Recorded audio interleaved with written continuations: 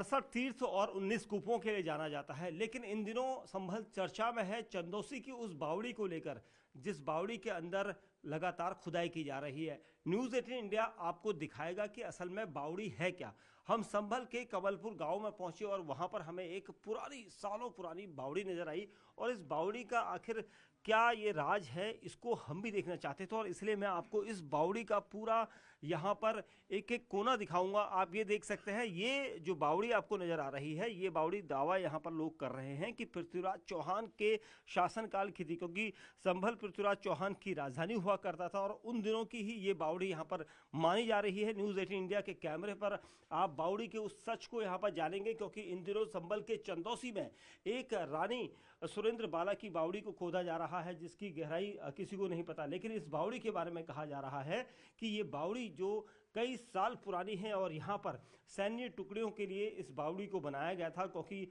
ये फिलहाल 2 मंजिला अभी हमें नजर आ रही है, लेकिन यहाँ पर यह दावा किया जाता है कि ये कई मंजिला नीचे थी, क्योंकि आसपास के लोगों ने हमें बताया कि 5 मंजिला तक इस बावड़ी को उन्होंने देखा था, जहाँ पर सैन्य टुकड़ियाँ आती थी और इस पूरे जो एरिया है इस पर वो रहते थे। और यही वजह है कि अब इस पूरे सैन्य टुकड़ी को देखने के बाद ही यहाँ पर जो कुछ भी हमें नज़र आया, और वो जो सैन्य टुकड़ियाँ यहाँ पर रहती थी वो किस तरह से रहती थी, क्योंकि इसकी मजबूती, इसकी बनावट सबसे अलग यहाँ पर नज़र आ रही है। और इस बावड़ी को जिस तरह से लोग दावा कर रहे हैं कि पृथ्वीराज चौहान के इतिहास से जुड़ी है, और आगे को आप देखेंगे, मैं अंदर की तरफ लेकर जाऊँगा, तो यहाँ पर जैसे ही ये बावड़ी की शुरुआत होती है तो उसमें सीढ़ियाँ बनी होती हैं, एक बावड़ी से नीचे दूसरी बावड़ी में जाते हैं। तो मैं भी यहाँ पर देखूंगा, मुझे प्रदीप प्रधान जो थोड़ा लाइट दिखाएं, क्योंकि देखिए ये सीढ़ियाँ हैं, जब सैनिक यहाँ उतरते थे तो इसी तरीके से इन सीढ़ियों के जरिए वो नीचे उतरते जाते थे, और ऐसे ही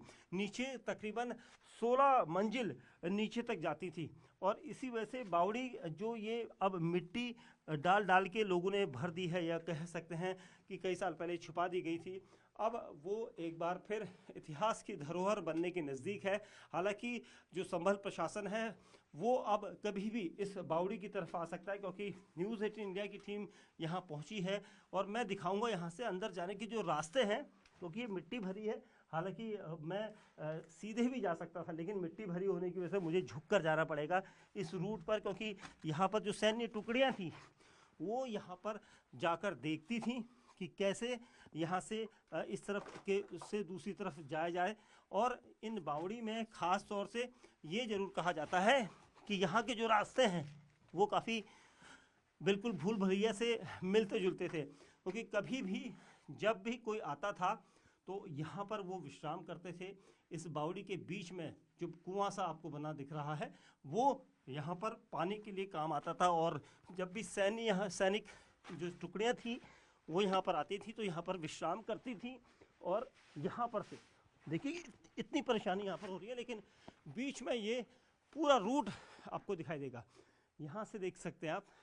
प्रदीप प्रधान आपको दिखाएंगे बावड़ी का वो असल में सच, जिसे हम न्यूज़ 18 इंडिया के कैमरे पर लाना चाहते थे। ये वो बावड़ी है, ऐतिहासिक जिसे कहा जाता है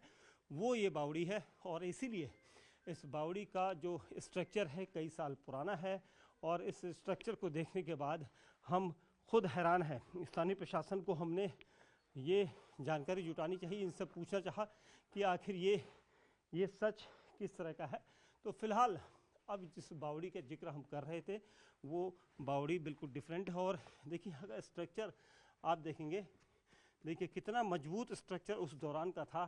कि ये एक एक ईंट भी यहाँ अटकी पड़ी है, क्योंकि जब हम इस धरोहर को संरक्षित करेंगे तो ये काफ़ी अच्छा यहाँ पर एक एग्जाम्पल होगा, और इसी वजह से प्रशासन को अब इसमें ज़रूर ध्यान देना चाहिए।